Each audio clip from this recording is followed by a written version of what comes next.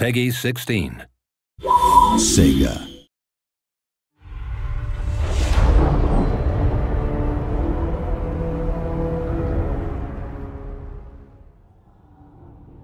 Hello and welcome to the first look at Total War Warhammer campaign gameplay. Today we're playing through a single turn some way into a greenskin campaign, so while you'll see some features and mechanics shared by all the races, you'll also see some that are unique to the greenskins and their hyper-aggressive playstyle. We're at alpha stage in the game's development right now, so please bear in mind that everything you're about to see is not necessarily final and is subject to change. So if you spot any UI that's not quite there or any other funny business, please rest assured we are still working on it. Okay, so this is the overview map of the old world.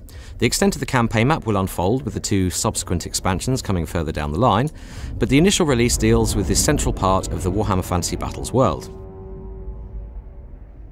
Down south here we have the Badlands, home to the various greenskin tribes. Over to the east lie the World's Edge Mountains, which, as you probably know, is the principal domain of the dwarfs, though other clans can be found in the Grey Mountains to the west. This central area is home to the Empire and the dread vampire counts, with the lands of Bretonnia off to the west. And finally up north we have Norska, the stomping grounds of various chaos-influenced tribes of rowdy Norsemen. And, of course, the Chaos Wastes themselves off to the northeast.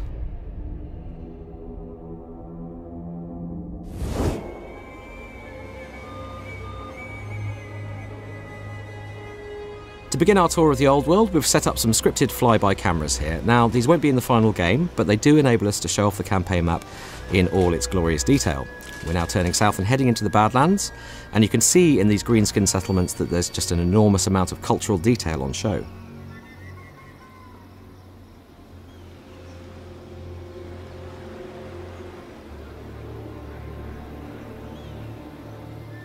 Over the marshes of madness now and past the Pillar of Bone, which is a magical fulcrum and forms a sort of epicentre for the winds of magic. So if you have a battle in this region, your spellcasters will have tempestuous levels of magic to play with. Up into the southern reaches of the World's Edge Mountains now, and we're getting firmly into dwarf country, an area in which the greenskins are eternally encroaching. Now there's a dwarf master engineer there, one of the dwarf hero types, so he doubles as a campaign map agent and a warrior in battle. And as we head north, you can really see the change in environmental lighting in the skies, which really alters the atmosphere across different areas of the map as you move around. Okay, here's Karazakarak, the dwarfen capital, with Thorgrim and his army there guarding the gates. There's a huge amount of incidental detail in the campaign map too, like these peak-spanning bridges, testament to dwarfen engineering prowess. Okay, our first stop today is at Karak Kudrin, a dwarf stronghold which is under siege by one of our orc lords and his army. You can see the proud nobility of the dwarves etched into the very architecture there.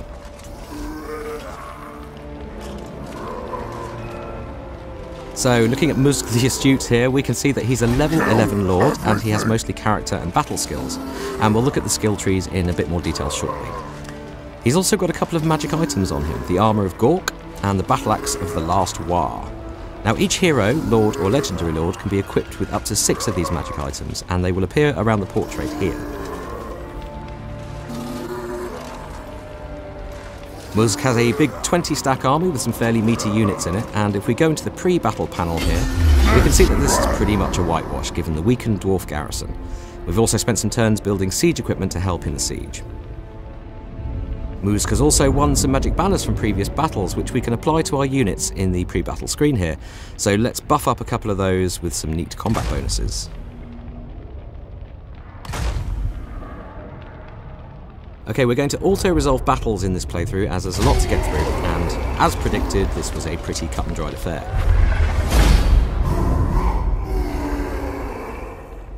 We now have these nice little pop-ups detailing exactly what you gain from the battle as well, including loot and XP.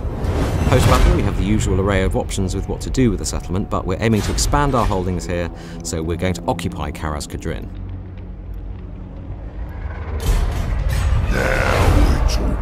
Now the city is ours, and you can see that the greenskins have really made their mark on it, festooning it with orc iconography and infrastructure. Now if the dwarfs capture this city back, that will all get torn down, of course.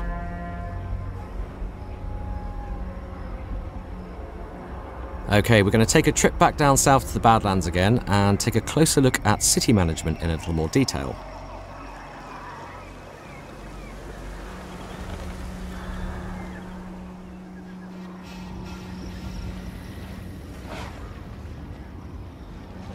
And here's Azag the Slaughterer, one of our legendary lords, so we'll come back to him in a second and have a closer look. But first we're going to take a look at Karak Draz, or Black Crag to give it its orc title.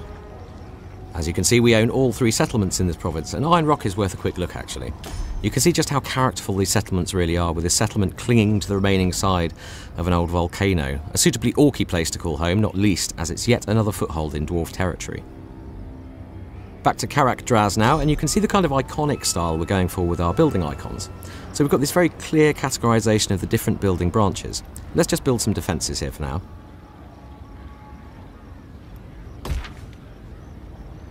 And diving into the building browser here, we can see the complete greenskin construction tree, again with clear categorization between structure types, such as military support, military recruitment, and so on. We're also aiming to make the benefits each building brings as clear as possible, so if we look at the muster fields here, you can see precisely the unit types it unlocks for recruitment, which is really useful for army planning.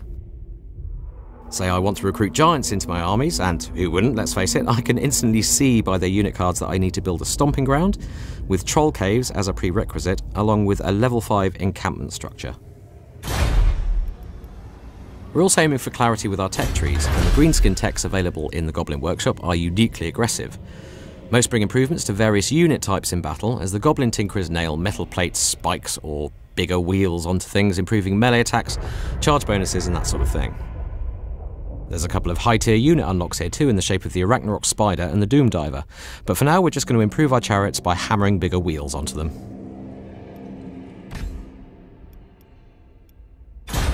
Now, each race's tech tree works in a very different way, so for example, the Dwarfs focus on both civic and military structures, while Empire actually need to build certain buildings to unlock parts of their tech tree. Right, let's take a look at Azag, and as a legendary lord, he's uniquely skilled and powerful. We've already unlocked his Crown of Sorcery, which gives him access to the law of death magic, which makes him a potent combination of general, melee warrior, and spellcaster. Diving into the skill trees now, and all lords have 3 core skill trees. Campaign skills, which improve their performance on the map, battle skills, which improve the performance of the various troop types in their army, and character skills, which enhance their personal fighting ability. And this branch here is the Law of Death, unlocked by Azag's Crown of Sorcery, and you can see summaries of all the skill effects along the side here.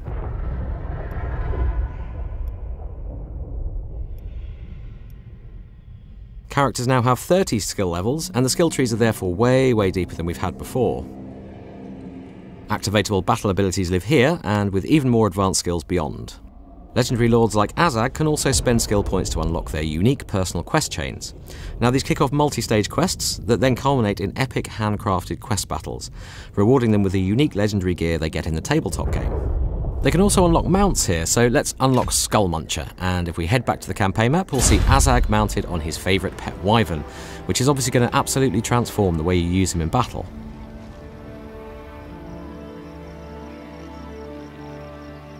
Now, there's a pesky dwarf army on our turf here, so let's put Skull Muncher to good use.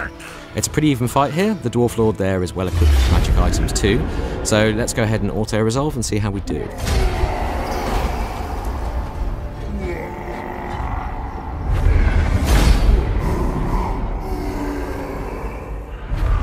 Okay, close victory. Now, there's those loot pop-ups again, and this time we've rolled lucky and won a Pigeon Plucker Pendant, an area effect melee debuff for Azag. So that's now hanging proudly around his big green neck.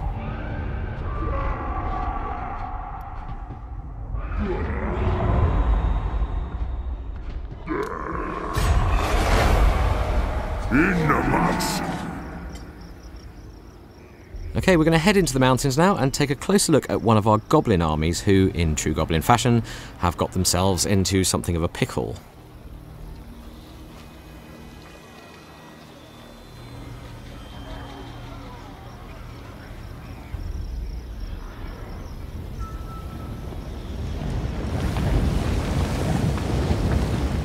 So Clubber Spitebacker here and his weakened army have rather inadvisedly got themselves trapped behind a volcano and sandwiched between 2 rather well-appointed dwarf armies. As we can see by their movement range, there's just no way past.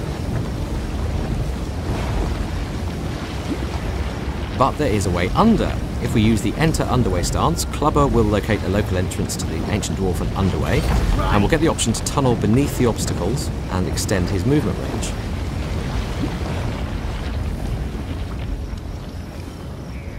Dwarfs can use this ability too, but for both races there's always a risk of interception by nearby enemy armies, which would then initiate a subterranean ambush battle. Interception and evasion can both be improved in your Lord's skill trees.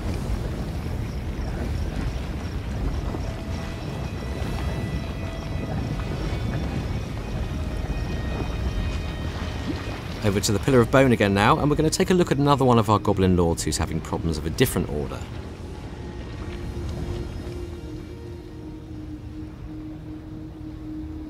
Now, Grombogroff here has been a naughty goblin, neglecting the needs of his army. All greenskins need to fight, it's in their blood, and that's reflected by their fightiness rating here.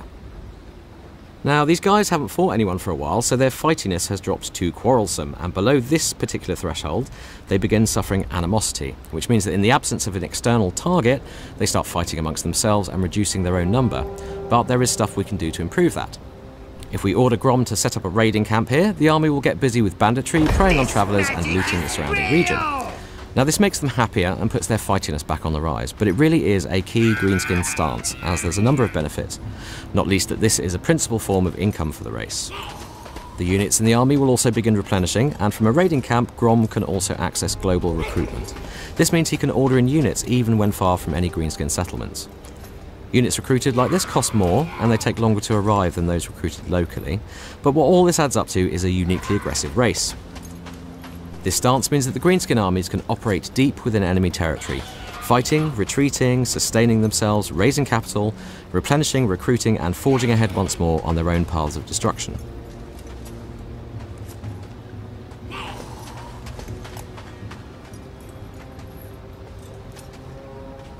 Now, as you might imagine, there are great benefits to having a high fightiness rating as well, and if we head north to Border Prince's territory, we're going to demonstrate this with Grimgor Ironhide, our second legendary lord.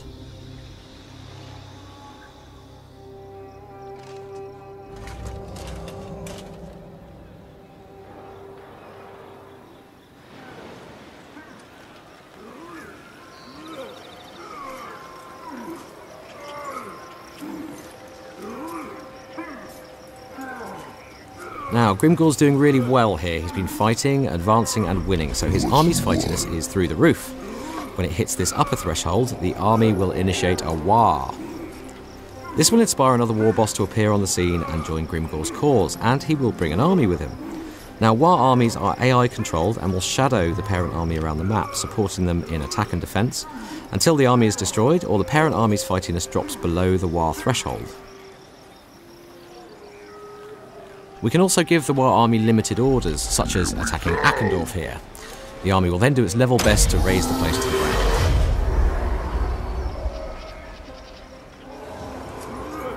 Now, this madly gyrating fellow is one of our shaman heroes, and we've deployed him in this region here to perform something called magical interference. Now, he's busy sucking the winds of magic out of the air right now, which will reduce the amount that enemy armies will have access to if they fight us here. Of course, we can also attach heroes to armies, so he will appear as a spellcaster unit in battle.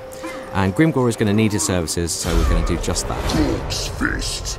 Right, we're going to take Grimgor towards Blackfire Pass here, as he's nearing the end of one of his personal quest chains, and the location of the final quest battle in that chain is marked here by this blue floating icon. If we click the marker, we can see the details of the quest with a little narrative background, and the reward, in this case, some bonus XP and Gitsnik, Grimgor's legendary axe. It's pretty tasty too, with a major armour piercing buff.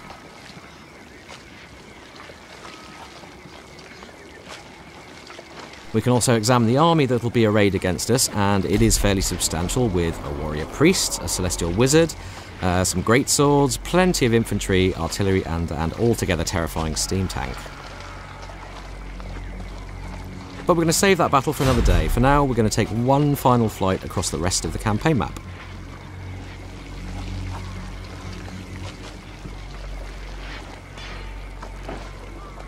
Through Blackfire Pass now, and we're entering proper Empire territory and towards Reichland, which is Karl Franz's domain. And in fact, there he is on Deathclaw, guarding against a greenskin army. Now, that little swirly effect you see is a tempest of magic, which should make for lively spellcasting in this area. We can also see some other greenskin tribes here striking deep into the lands of men. Up through the Grey Mountains we can see some more dwarf strongholds to the right there, and through the pass into Bastogne and the lands of Bretonnia.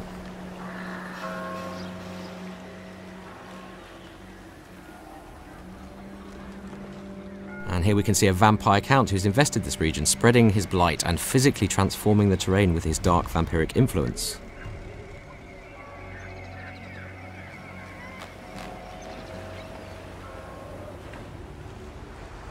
Up over the Sea of Claws now, towards Pack Ice Bay, and ahead lies Norska, a bitterly inhospitable region populated by the vicious, chaos-influenced Norse tribes.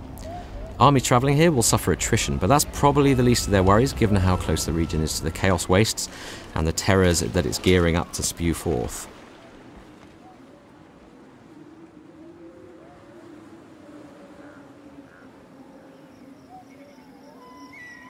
Right, heading back down south now, we're returning to the area of the World's Edge Mountains, and again you can really see how the environment changes and the atmosphere alters as you move between different regions.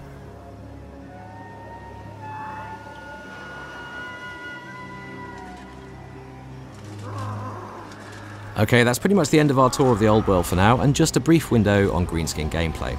We're going to be examining the other races in a bit more detail in future, as they have plenty of their own unique gameplay mechanics. Now, we'll be hosting a developer live stream next week, more details on that soon, but do tune in if you've got any questions and we'll do our best to answer them.